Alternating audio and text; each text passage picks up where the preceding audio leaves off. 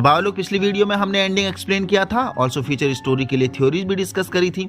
आज करने वाले हैं पोस्ट क्रेडिट सीन को explain for the future story pattern of game, also game off season 2 के कुछ हिडन डिटेल्स, जिसमें कैप्टन के पार्ट को काफी डिटेल में कवर करने वाले हैं, क्योंकि कैप्टन के रिगार्डिंग काफी कमेंट आए एंडिंग एक्सप्लेन वाली वीडियो में। तो एक लाइक से हाजिरी भर दो और नए लोग सब्सक्राइब भी कर लो, क्योंकि हम ऐसे ही ब्रेकडाउन थ्योरी लाते रहते हैं।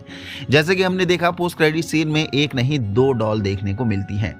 एक तो हमारी पापी गुड़िया, जिसे हम जानते ही हैं, जो बिल्कुल भी दया नहीं दिखाती है। गेम मोड में आते ही आपकी जरा भी मूवमेंट अगर इस पापी गुड़िया को दिख जाती है तो तुरंत मौत के घाट आप उतार दिए जाते हो। बट गेम में आया है नया ट्विस्ट, सिर्फ गुड़िया नहीं, एक गुड्डा भी देखने को मिल रहा है। तो यहाँ तक तो हम समझते हैं कि पापी गुड़िया refers the green light red light game, but ये एक और गुड्डा का होना क्या सिग्निफिकेंस देता है? देखो, नया गेम चल रहा है तो यस, बाकी लोग भी मरे नहीं हैं, क्योंकि एंडिंग में यही देखने को लग रहा था कि रेबेलियंस के साथ साथ ये बाकी लोगों को भी मार देंगे, यानी अपना फ्रंटमैन और उसकी आर्मी में भी पॉसिबल है कुछ लोगों को मार दिया होगा। और खासकर गीहुन के सामने ही एक एग्जाम्पल सेट करने के लिए, मतलब ये दिखाने के लिए कि रेबल करने का परिणाम क्या होता है। और यस, इतना तो फ्रंटमैन हमारे लिए कर सकता है, और इससे गीहुन जो मास्टरमाइंड था इस प्लान का, उसे भी तोड़ना होगा, वरना बाद में एक बार फिर रेबल ग्रुप खड़ा हो सकता है। बट मुद्दा ये है कि रेड लाइट ग्रीन लाइट के साथ ये कौन सी नई गेम अब खिलाने वाले हैं। बट जैसा कि हमने पिछली वीडियो में भी डिस्कस किया था कि गेम में डिफिकल्टी लेवल अब बढ़ने वाली है, तो ये गुड्डा का एड्रेस करना ही गेम की डिफिकल्टी को चार चांद लगाता है। क्योंकि अभी तक simple red light green light game हम देखते आ रहे थे कि पापी गुड़िया सिर्फ सामने ही देख पा रही थी, यानी सामने की ही हलचल को रीड कर पा रही थी और बैक साइड की कोई भी हलचल नहीं देख पा रही थी, जिसका फायदा गीहुन ने खूब उठाया था red light green light game में, जो हमने देखा भी था थर्ड एपिसोड में, जब वो फ्रीज होने के बाद भी इंस्ट्रक्शंस दे रहा था, बैक साइड से हाथ हिला रहा था। तो फ्रंटमैन ने स्मार्टली इस चीज को काउंटर करने के लिए मे बी इस बार बैक साइड से इस गुड्डे को रखा होगा, जो बैक साइड की हलचल को रीड करेगा, एंड ये एक्शन टोटली न्यूट्रलाइज करेगा प्लेयर्स का जरा सा भी मूवमेंट, ऑल्सो उनके बचने के चांसेस को भी। तो देखते हैं बाबा अपना गीहुन कैसे बचाता है बाकी के लोगों को, क्योंकि फ्रंटमैन अब चुन चुन के बदला लेने वाला है गीहुन से, उसके सामने ही तड़पा तड़पा के मारेगा सभी लोगों को। तो यस, पॉजिटिव वाइब आ रही है कि फिलहाल के लिए सीजन 3 बहुत दमदार होने वाला है, और जितने भी गेम इसमें इंट्रोड्यूस होने वाले हैं उनका डिफिकल्टी लेवल अब काफी हाई रहेगा।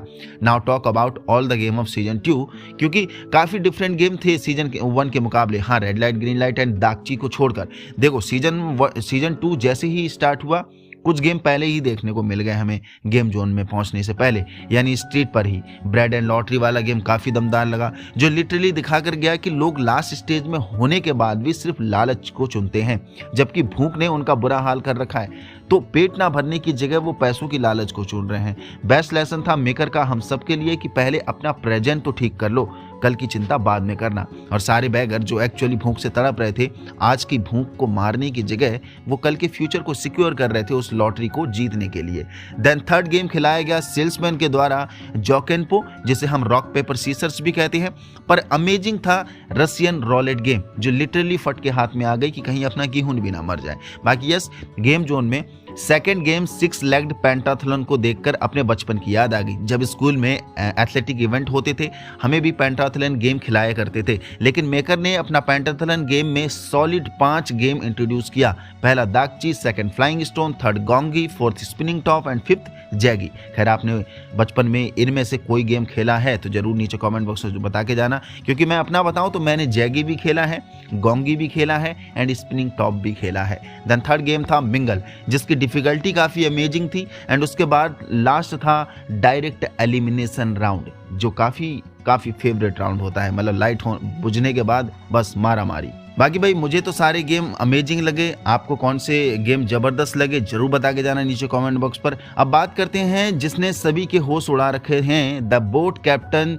जो दावा करता है कि लंबे समय से इसी एरिया पर बोट चला रहा है, एंड यही वो बंदा है जिसने अपने इन्हो द पुलिस गाय को रेस्क्यू किया था जब वो अधमरा था और उसे एक गोली लगी हुई थी, उसी का भाई जिन्हो यानी फ्रंटमैन के द्वारा। और तब से अभी तक 2 साल गुजर चुके हैं, इन्हों लगातार आइलैंड को ढूंढ रहा है, उस गेम जोन वाले आइलैंड को, पर यह बंदा अभी तक वो आइलैंड नहीं ढूंढ पाया है। जबकि हैरानी की बात यह है कि कैप्टन का ये पूरा इलाका देखा हुआ है, काफी आइलैंड उसने घूमे हैं, और जहां इन्हों कैप्टन को मिला होगा वो लोकेशन उस आइलैंड के जस्ट पास ही होगी, उसके बाद भी वो आइलैंड नहीं ढूंढ पा रहे हैं। तो क्या लगता है दोस्तों, कैप्टन का सही में वो आइलैंड नहीं मिल रहा है या फिर ये बंदा सभी का चूतिया काट रहा है, यानी हम सब का भी। एक बार के लिए शक जा रहा है कि कैप्टन कहीं फ्रंटमैन का ही तो बंदा नहीं है। हो सकता है फ्रंटमैन जो अपने इन्हों का भाई है, गोली लगने के बाद फ्रंटमैन ने ही कैप्टन को भेजा होगा उसे बचाने के लिए, और ये बंदा पिछले 2 साल से जानबूझकर इनको डिस्ट्रैक्ट करने की कोशिश कर रहा है। लेकिन अगर हम माने कि यस कैप्टन फ्रंटमैन का ही बंदा है, तो इसकी क्या ड्यूटी होगी फिर आखिर बाहर आइलैंड के बाहर? मेरे हिसाब से ये इसका बाहर पेट्रोलिंग का काम कर रहा होगा, ताकि कोई भी थ्रेट हिट होते ही ये फ्रंटमैन को इन्फॉर्म कर दे। बाकी यस, ये चीज़ और भी क्लियर तब होती है जब ये बार बार यही टर्म रिपीट करता है कि हमें वापस चलना चाहिए जब वो आइलैंड को ढूंढने जाते हैं। बस थोड़ा सा बहाना ही इसे चाहिए होता है। लाइक उनमें से एक बंदा जब मरता है तो सीधा वापस जाने की बात करता है, जबकि मरीन जो हेड है उनका वो मना करता है। देन हद तो वहाँ करी जब वो ड्रोन खराब कर रहा था, क्योंकि जो बंदा ये बोल रहा था कि उसे ड्रोन के बारे में कुछ भी नहीं पता है, उसने आज तक ड्रोन भी नहीं देखा है, तो वो आदमी आधी रात में सबके सोने के बाद ड्रोन्स खोलकर उसके साथ आखिर कौन सी छेड़छाड़ कर रहा था, जो देखकर लग रहा है कि ये ड्रोन को खराब ही कर रहा होगा। वरना इतनी सी बात के लिए उसने एक मरीन गाय तक को मार दिया था, ये ना होता। जो अगेन शक पैदा करता है कि ये बंदा अपनी आइडेंटिटी को छुपाने की पूरी कोशिश कर रहा है, या फिर ये भी हो सकता है कि जो बोट गाय आइलैंड से ऑर्गन लेने आता है वो भी मिस्ट्री है, वो यही ना हो कहीं। और इसका भी धंधा बढ़िया चल रहा है, तो क्या जरूरत है उस आइलैंड को एक्सपोज करके। या फिर ये एंगल भी हो सकता है, अगर इसने बता दिया उस आइलैंड के बारे में, तो वी नोज की पिंक कॉस्ट्यूम वाले लोग कितने डेंजरस हैं, वो तुरंत ही इसे मार देंगे ढूंढ कर, क्योंकि वो आओ देखते हैं ना ताओ देखते हैं। तो देखते हैं बाबा what is the actual mystery behind this captain. Also अब कौन कौन सी डिफिकल्टीज आने वाली हैं रेस्ट ऑफ द गेम्स में, तो आपको क्या लगता है इन्हो टाइम पर पहुंचकर काफ़ी लोगों को बचा लेगा, या फिर पिछले गेम की तरह ही गूहुन फिर अकेला बचेगा और सभी लोग मारे जाएंगे? क्या लगता है आपको, क्या होने वाली इसकी एंडिंग?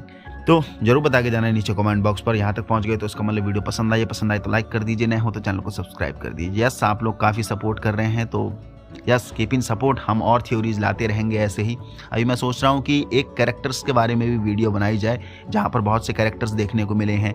देन उसके बाद ये बुढ़िया और इसका बेटा, मुझे एक बार के लिए शक जाता है कि कहीं ये गेम के ओनर ना निकल जाए, है ना, तो उन पर भी देखेंगे। बाकी और भी कैरेक्टर्स हैं, बहुत सारे बढ़िया कैरेक्टर्स हैं इस बार।